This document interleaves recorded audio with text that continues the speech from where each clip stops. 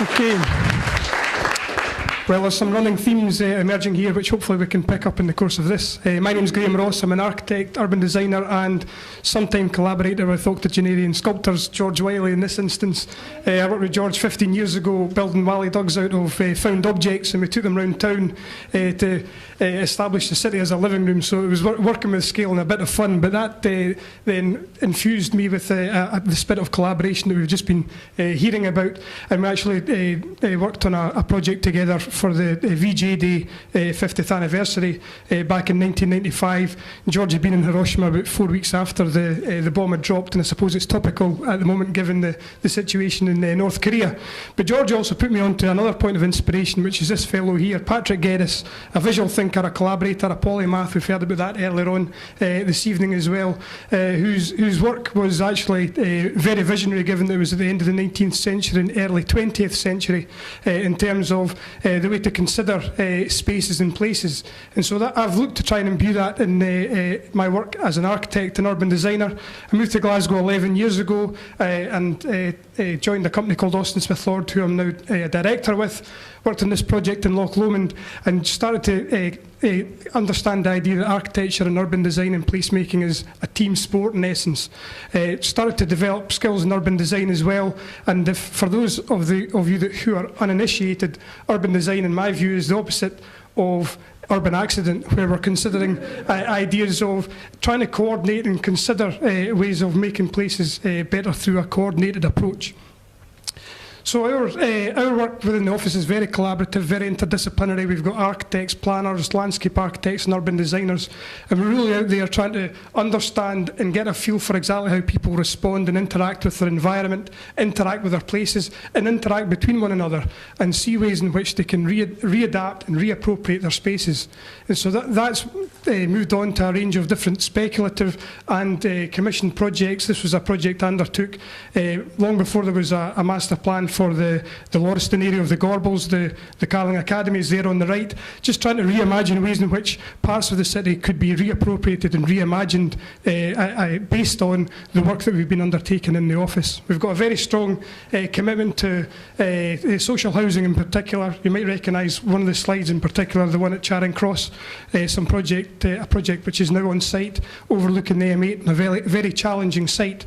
But this type of activity is, as I say, a collaborative process, working with the end users and working with the client very closely.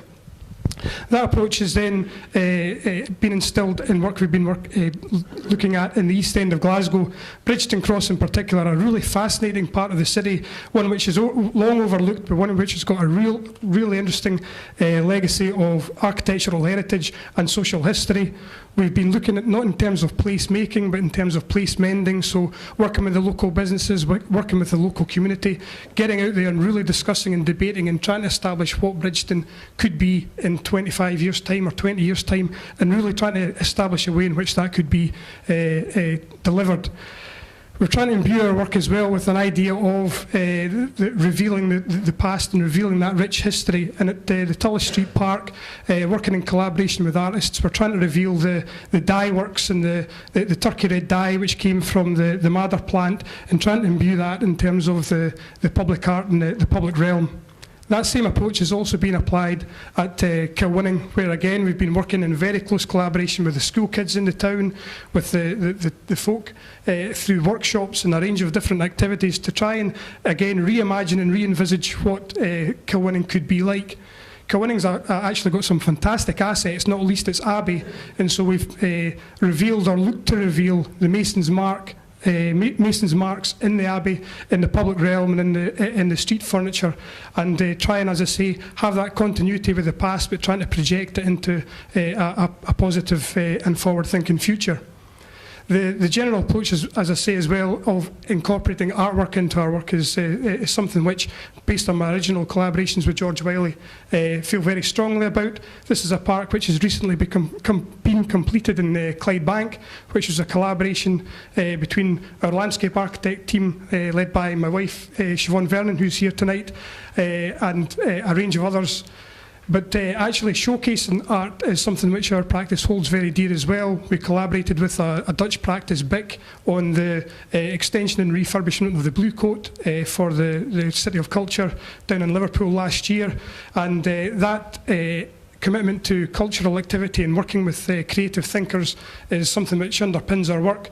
The Foundation for Art and Creative Technology in Liverpool was another one of our projects, as is the John Rylands Centre in Manchester. Again, trying to open up access both to the creative technology but also to inspiration and ideas, in this instance in the left, in terms of the fantastic collection of the Manchester University Library. And that's been taken further forward in terms of reimagining university libraries closer to home. This is a project I recently completed in Dundee, an extension to the main campus library, one which is now acting as the real social hub of the campus and considering different ways in which people can access information. And that has been taken further forward in this new project for the University of Edinburgh, which is a library and learning resource centre, one which considers ways in which the scientists and the engineers who are studying on campus can interact, can through cross-disciplinary discussion, fuse different ideas, so trying to reveal the process.